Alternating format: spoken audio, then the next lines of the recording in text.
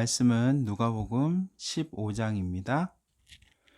모든 세리와 죄인들이 말씀을 들으러 가까이 나아오니 바리새인과 서기관들이 수군거려 이르되 이 사람이 죄인을 영접하고 음식을 같이 먹는다 하더라.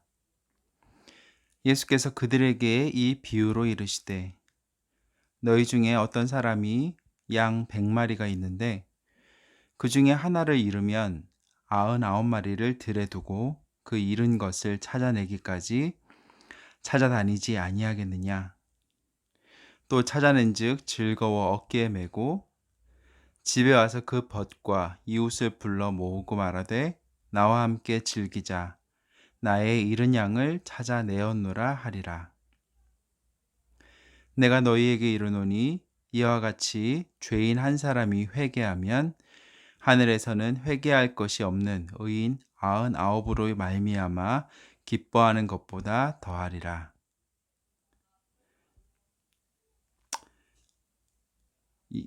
사실은 참 효율성이 없는 일이죠. 양 99마리를 두고 들에 두고 그 잃은 것을 찾아내기까지 누구한테 맡겨놓은 것도 아니고 99마리를 그냥 들에 두고 그 잃은 것을 찾아내기 위해서 나아갔던 목자의 모습, 참 효율성 없고 이 세상의 논리로라면 말도 안 되는 일이지만 이것이 하늘나라의 법칙이고 이것이 하나님의 은혜라는 것을 예수님께서 말씀하고 계십니다. 어떤 여자가 10드라크마가 있는데 하나를 잃으면 등불을 켜고 집을 쓸며 찾아내기까지 부지런히 찾지 아니하겠느냐. 또 찾아낸즉 벗과 이웃을 불러 모으고 말하되 나와 함께 즐기자. 잃은 드라크마를 찾아내었노라 하리라.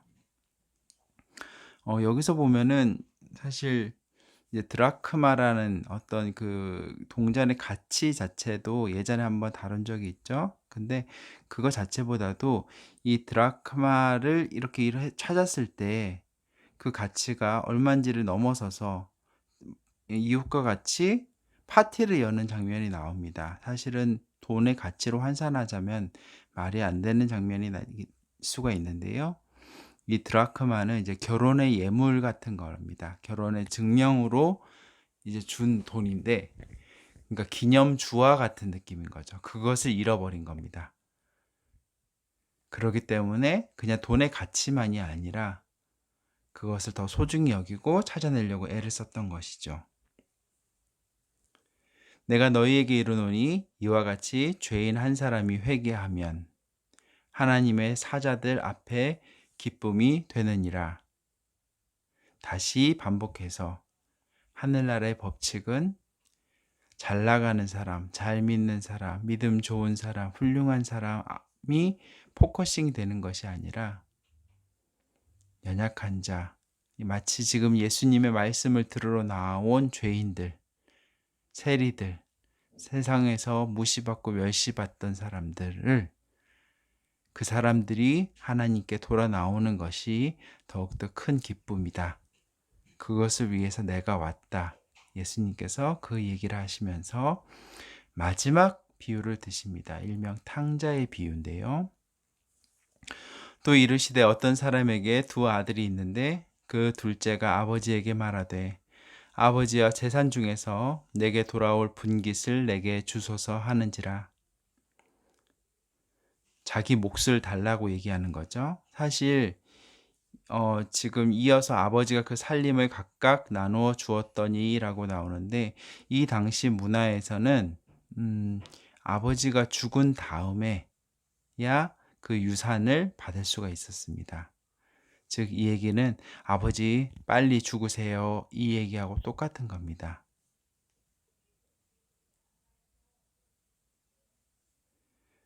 그 후 며칠이 안 돼 둘째 아들이 재물을 다 모아가지고 먼 나라에 가서 허랑방탕하여 그 재산을 낭비하더니 아마 모르긴 몰라도 아버지 재산이 지금처럼 현금화돼 있지는 않았을 거예요.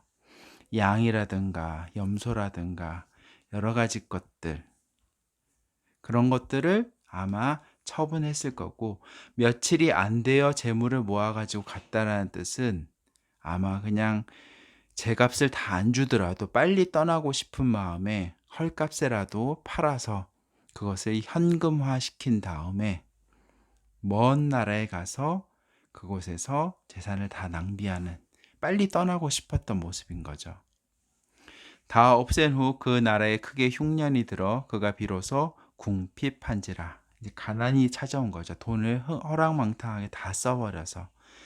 가서 그 나라 백성 중 한 사람에게 붙여 사니 그가 그를 들로 보내어 돼지를 치게 하였는데, 전에 거라사 지방에 대해서 나왔던 것처럼 돼지를 친다는 것은 이미 앞서 나왔던 것처럼 먼 나라라고 했는데 아마 헬레니즘 문화에 있던 나라로 추정이 돼요.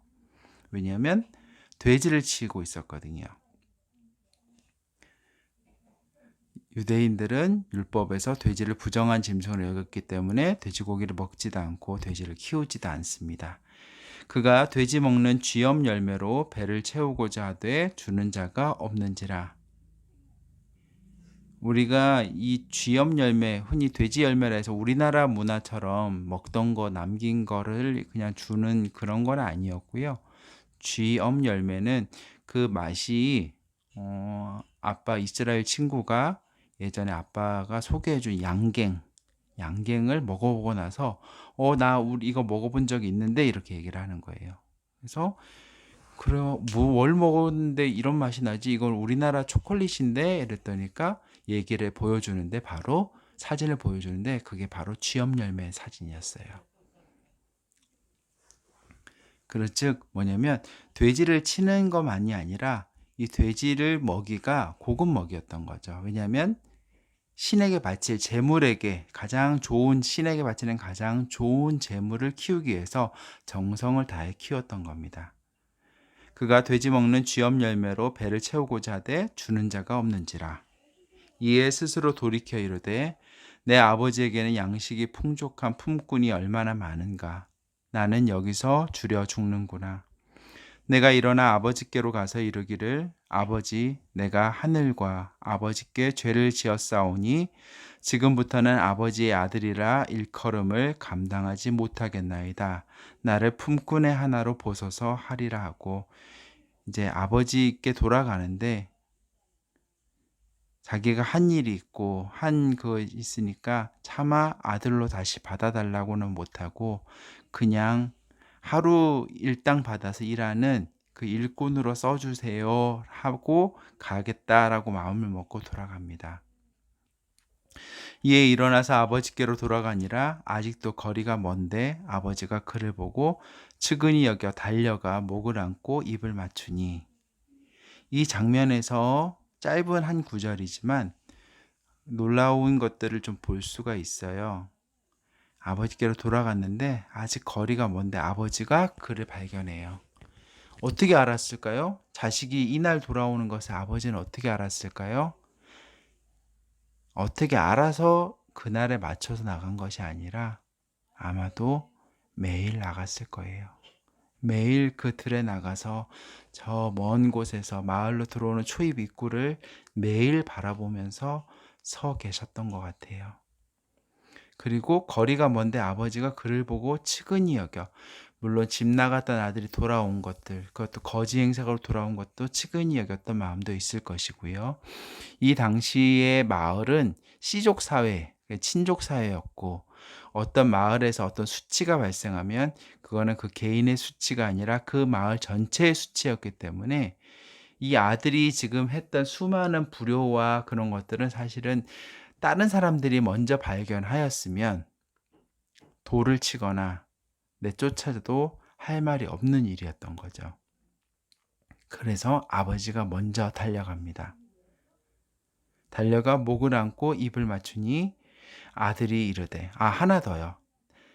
유대인의 점잖은 유대인, 자기 체면이 있는 유대인은 절대 뛰지 않아요. 우리나라 조선시대 양반이 소나기가 쏟아져도 비를 다 맞으면서 걸어가는 것처럼 이때 당시 유대 풍습에서는 뛰지 않아요. 근데 아버지는 멀리서 보고 아들을 바라보고 그 행색이 초라함과 아들이 푹 처져 있는 그 어깨를 보고, 또 누군가 마을 사람들이 이 아들을 발견하였을 때 그에게 못된 그런 것들을 행할까 봐 달려가서 목을 안습니다.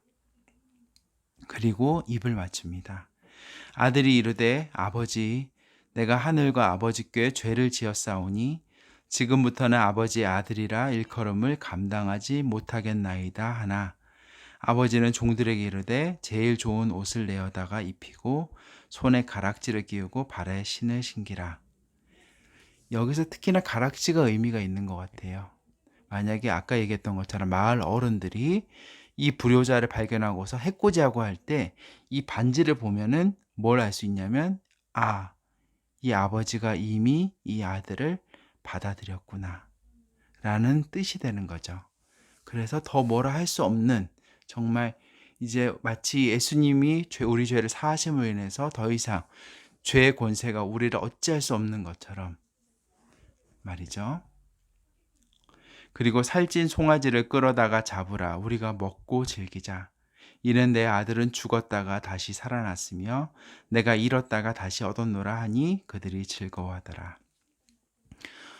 예전에 아빠는 그런 의문을 가진 적이 있었어요. 왜 이렇게 말도 안 되는 요구를 아버지는 다 들어줬을까? 왜 손해를 다 감수하면서까지 아버지 보고 빨리 죽으라고 하는 것과 똑같은데 왜 한마디 나무라지도 않고 그냥 그 달라는 재물을 다 주었을까? 다 허랑방탕하게 쓸 것이 뻔히 보였는데도 왜 그랬을까? 근데 어떤 목사님께서 그렇게 말씀을 하시더라고요. 만약에 내보내면서 너 이놈의 자식 다시는 내 얼굴 볼 생각하지 마 라고 나무라면서 보냈다면 그 아들이 아무리 배가 고프고 힘들었더라도 집에 돌아올 엄두를 내지 못했을 것 같아요. 근데 아버지가 아무 소리 안 하고 보내었기 때문에 아들이 내가 품꾼이 되어서라도 돌아가야지 하는 마음을 품을 수 있었다라는, 아버지는 이미 아들이 떠날 것을 알고 있었어요. 혼을 내든 잡든 뭘 하든 이 아들은 떠날 것을 알고 있었어요. 그렇기 때문에 적어도 돌아올 여지를 만들어주고자 했던 걸로 이야기했습니다. 근데 여기서 또 한 명의 아들이 나옵니다. 맏아들은 밭에 있다가 돌아와 집에 가까이 왔을 때 풍악과 춤추는 소리를 듣고 한 종을 불러 이 무슨 일인가 물은데, 대답하되 당신의 동생이 돌아왔음에 당신의 아버지가 건강한 그를 다시 맞아들이게 됨으로 인하여 살찐 송아지를 잡았나이다 하니, 그가 노하여 들어가고자 하지 아니하거늘 집에 왔지만 집에 들어가고자 하지 않았어요. 그 잔치자리 가고 싶어 하지 않았어요. 아버지가 나와서 권한대 아버지께 대답하여 이르되 내가 여러 해 아버지를 섬겨 명을 어김이 없거늘 내게는 염소 새끼라도 주어 나와 내 벗으로 즐기게 하신 일이 없더니 아버지의 살림을 창녀들과 함께 삼켜버린 이 아들이 돌아오매 이를 위하여 살찐 송아지를 잡으셨나이다. 이제 맏아들이 분노하는 거죠. 그런데 사실은 이 아들도 아버지를 되게 우습게 여겼어요.